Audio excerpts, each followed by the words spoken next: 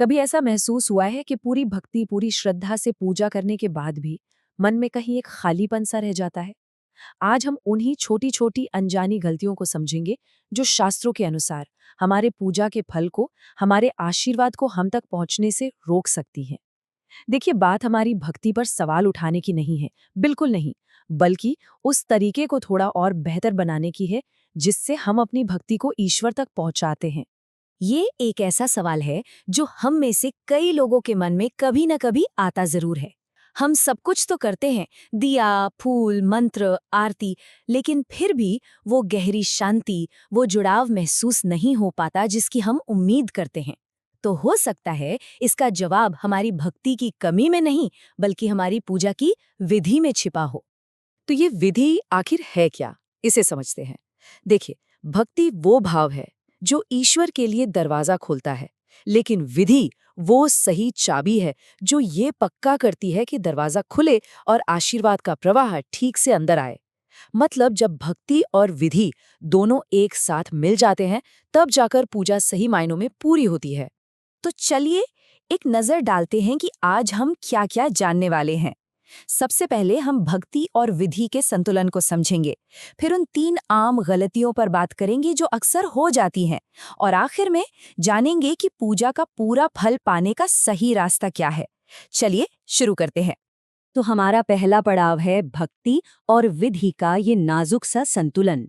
इसको ऐसे समझिए जैसे भक्ति वो पानी है जो हम पौधे को देते हैं, और विधि है सही मिट्टी और सूरज की रोशनी। अब आप ही सोचिए, दोनों में से एक भी चीज न हो तो क्या पौधा कभी खिल पाएगा? नहीं ना। बस पूजा का भी यही हिसाब है। चलिए अब बात करते हैं हमारी पहली और शायद सबसे आम गलती की, जिस पर हमारा ध्यान अक्सर जाता ही नहीं, और वो है दिशा। वास्तुशास्त्र हमें बताता है कि हर दिशा की अपनी एक अलग ऊर्जा होती है, एक अलग वाइब्रेशन होता है, और अगर हम गलत दिशा में बैठकर पूजा कर रहे हैं तो हमारी पूजा की ऊर्जा भी उससे प्रभावित हो सकती है। तो फिर सही दिशा कौन सी है? शास्त्रों के हिसाब से पूजा करते समय हमारा चेहरा या तो पूर्व दिशा में होना चाहिए या फिर उत्तर दिशा में। सबसे अच्छा तो ये है कि घर में पूजा का स्थान यानी हमारा मंदिर घर के उत्तर पूर्व कोने में हो, जिसे हम ईशान कोण भी कहते हैं, और हमें हमेशा दक्षिण दिशा की तरफ मुंह करके पूजा करने से बचना चाहिए। और ऐसा क्यों है? इसके पीछे भी एक बहुत सीधा और गहरा तर्क है। हर दिशा एक खास तरह की ऊर्जा से जुड़ी है। जैसे उत्तर दिशा धन और सौभाग्य को अपनी ओर खींचती है, तो वहीं पूर्व दिशा अच्छे स्वास्थ्य और जीवन में पॉजिटिविटी लाती है। दूसरी तरफ दक्षिण दिशा को ऊर्जा को खींचने वाली दिशा माना जाता है। अब आते हैं अपनी दूसरी गलती पर, जो मंत्रों से जुड़ी है। अक्सर समय की कमी के चलते हम मंत्रों को बहुत जल्दी जल्दी पढ़ लेते हैं, है ना? लेकिन ये समझना जरूरी है कि मंत्र सिर्फ कुछ शब्द नहीं हैं, ये पवित्र ध्वनियां हैं, और इन्हें सही लय, सही ठहराव और सही भाव के साथ बोलना बेहद जरूरी है। ये बात बिल्कुल सही है कि संस्कृत सिर्फ एक भाषा नहीं, ये अपने आप में एक वाइब्रेशनल साइंस है। हर अक्षर, हर शब्द की एक खास ध्वनि, एक खास फ्रीक्वेंसी होती है, जिसे दैवीय ऊर्जा को जगाने के लिए बनाया गया है। और जब हम मंत्रों को जल्दबाजी में पढ़ते हैं, तो हम उस वाइब्रेशन को, उस कंपन को तोड़ देते हैं, जिससे उनका असर कम हो जाता है। तो बहुत तेजी से जाप करना, शब्दों का गलत उच्चारण करना, या फिर मन कहीं और है और बस जुबान से मंत्र बोल रहे हैं, ये सब आम गलतियां हैं। हमेशा याद रखिए, 10 मिनट की ध्यान से की गई पूजा 1 घंटे की बिना मन की पूजा से कई ज्यादा शक्तिशाली होती है। असल चीज एकाग्रता है। और अब हम आते हैं तीसरी और शायद सबसे गहरी गलती पर, और वो है हमारे मन की स्थिति। हम पूजा से पहले स्नान करके शरीर को तो साफ कर लेते हैं, पर क्या हम अपने मन को भी साफ करते हैं? क्या हमारा मन पूजा के लिए सच में तैयार है? ये प्राचीन श्लोक हमें एक बहुत बड़ी सच्चाई याद दिलाता है।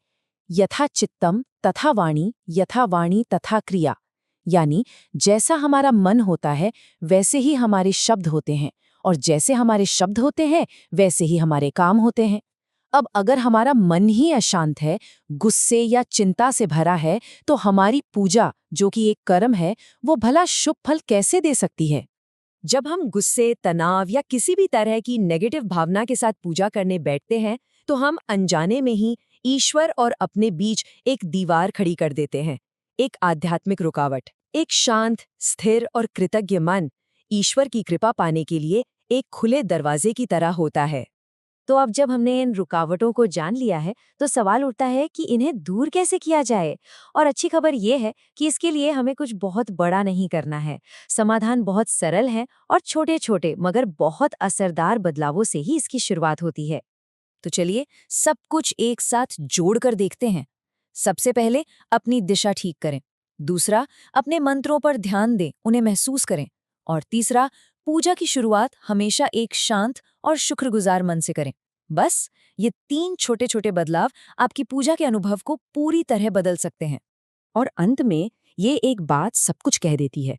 जब हम अपनी श्रद्धा में थोड़ा सा ज्ञान और थोड़ा सा अनुशासन मिला देते हैं, तभी हमारी पूजा पूजा बनती है। वरना वो बस रोज सुबह उठकर की जाने वाली एक आदत बनकर रह जाती है। तो इस सवाल के साथ आज की बात पूरी करते हैं। आज से अपनी पूजा में ऐसा कौन सा एक सुधार है जिसे हम सब अपना सकते हैं? चाहे वो दिशा बदलना हो, मंत्रों को थोड़ा धीरे और ध्यान से पढ़ना हो, या पूजा से पहले बस 2 मिनट आंखें बंद करके मन को शांत करना हो। याद रखिए, हर छोटा कदम एक बहुत बड़ा बदलाव ला सकता है।